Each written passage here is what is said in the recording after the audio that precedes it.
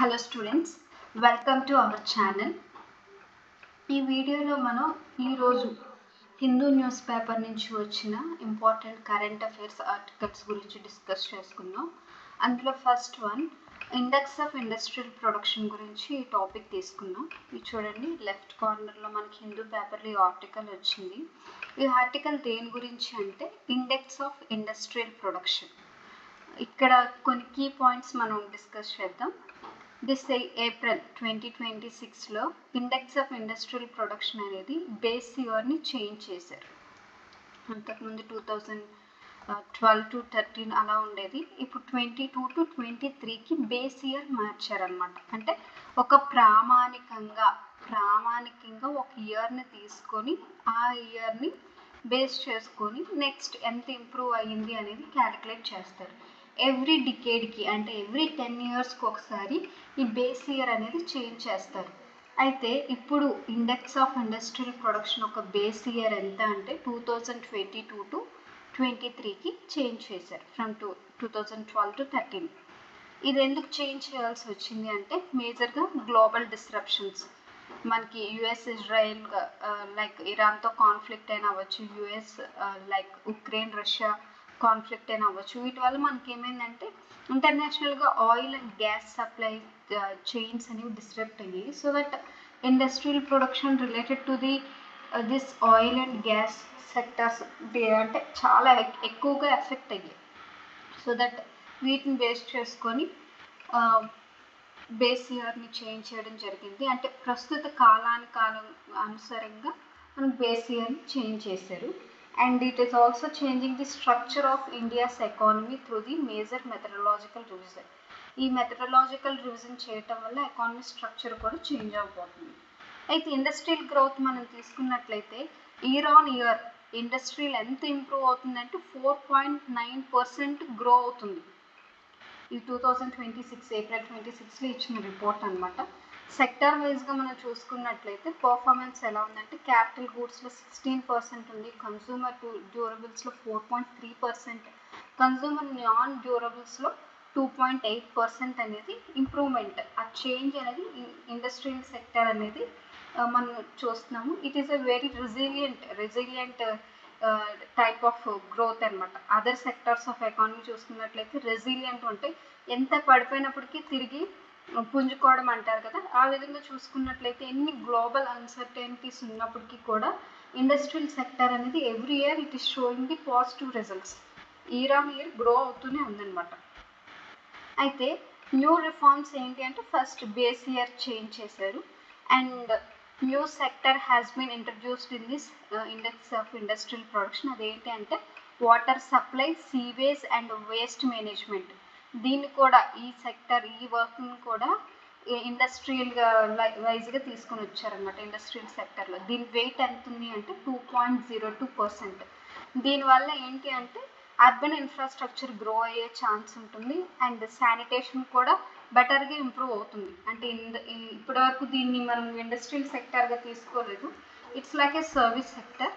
And అందులో కూడా ఇదేంటంటే అన్రికగ్నైజ్డ్ సర్వీస్ సెక్టర్ లాగా అనమాట. ఎప్పుడైతే దీన్ని ఇండస్ట్రియల్లోకి తీసుకొని వచ్చామో it may has the chance to improve its modernity పెరుగుతుంది, ఇన్ఫ్రాస్ట్రక్చర్ అనేది వస్తుంది.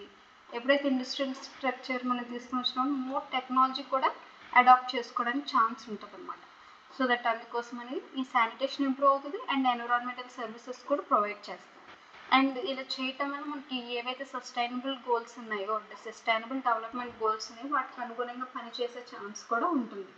నెక్స్ట్ ఎలక్ట్రిసిటీ కేటగిరీ చూసుకున్నట్లయితే before electricity category only electricity మాత్రమే ఉండేది. ఇప్పుడు ఎలక్ట్రిసిటీ కేటగిరీలో గ్యాస్ సప్లైని కూడా యాడ్ చేశారు.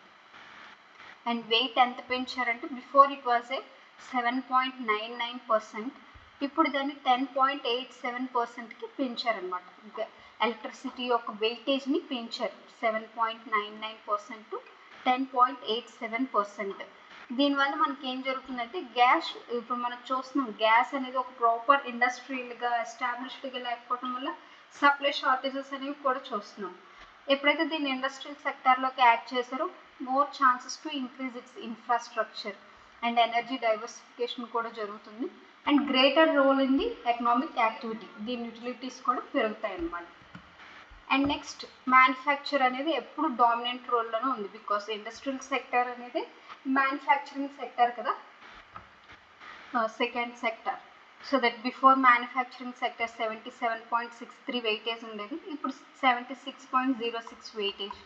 అండ్ నెక్స్ట్ చూసుకున్నట్లయితే మైనింగ్ వచ్చేసరికి దీని యొక్క వెయిట్ అనేది రెడ్యూస్ చేశారు. బిఫోర్ మైనింగ్ అండ్ క్వారింగ్ అనేది 14.37 ఉండేది, ఇప్పుడు దీని వెయిట్ వచ్చేసరికి 11.05. ఇది ప్రైమరీ సెక్టర్ కూడా, మైనింగ్ అనేది ప్రైమరీ సెక్టర్లో. And advanced mining comes under the industrial sector, secondary sector కూడా. సో దట్ దీని యొక్క వెయిటేజ్ అనేది రెడ్యూస్ చేశారు. అండ్ ఇప్పుడు మనం ఇండెక్స్ ఆఫ్ ఇండస్ట్రియల్ ప్రొడక్షన్ యొక్క బేసిక్స్ చూసుకున్నట్లయితే దీన్ని ఎవరు రిలీజ్ చేస్తారు, లైక్ ఎవరు పబ్లిష్ చేస్తారు అంటే ministry of statistics and programme implementation అనేది దీని యొక్క ఇండెక్స్ ఆఫ్ ఇండస్ట్రియల్ ప్రొడక్షన్ అనేది ఎవ్రీ ఇయర్ దీని యొక్క రిపోర్ట్ అనేది పబ్లిష్ చేస్తారు. అండ్ బేస్ ఇయర్ చేంజెస్ని కూడా index of ministry of statistics and programme implementation. Okay. And April వరకు మనం చూసుకున్నట్లయితే ఇండస్ట్రియల్ గ్రోత్ 4.9% అనేది ఉంది. ఫాస్టెస్ట్ గ్రోయింగ్ సెక్టర్ ఏంటి అంటే అమాంగ్ ది ఇండస్ట్రియల్ సెక్టర్ ఏంటంటే capital goods. Okay. Next new సెక్టర్స్ని ఏమి యాడ్ చేశారంటే water supply, sewage and waste మేనేజ్మెంట్ని యాడ్ చేశారు. ఇంకా మనం చూసుకున్నట్లయితే ఎలక్ట్రిసిటీ యొక్క వెయిట్ 7.99 to 10.87కి ఇంక్రీజ్ చేశారు. అండ్ మైనింగ్ది రెడ్యూస్ చేశారు. నెక్స్ట్ ప్రిలిమ్స్ లేదా మెయిన్స్ ఎగ్జామ్స్లో ఈ 2 పాయింట్స్ చాలా యూజ్ అవుతాయి regarding to the index of industrial production. ఎందుకంటే న్యూ డెవలప్మెంట్స్ కాబట్టి ఎప్పుడు ఎగ్జామినర్స్ ప్రిలిమ్స్ మోడ్లో క్వశ్చన్ సెట్ చేసేటప్పుడు వాళ్ళు న్యూ ఫిగర్స్ చూస్తారనమాట. ఈ రెండింటిని ఇంటర్చేంజ్ చేసే ఛాన్స్ కూడా ఉంటుంది. మైనింగ్ రెడ్యూస్ చేశారు, ఎలక్ట్రిసిటీ ఇంక్రీజ్ చేశారు.